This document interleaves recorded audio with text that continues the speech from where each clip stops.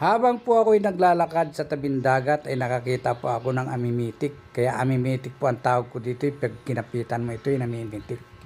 Kaya po ang tawag ko dyan ay amimitik.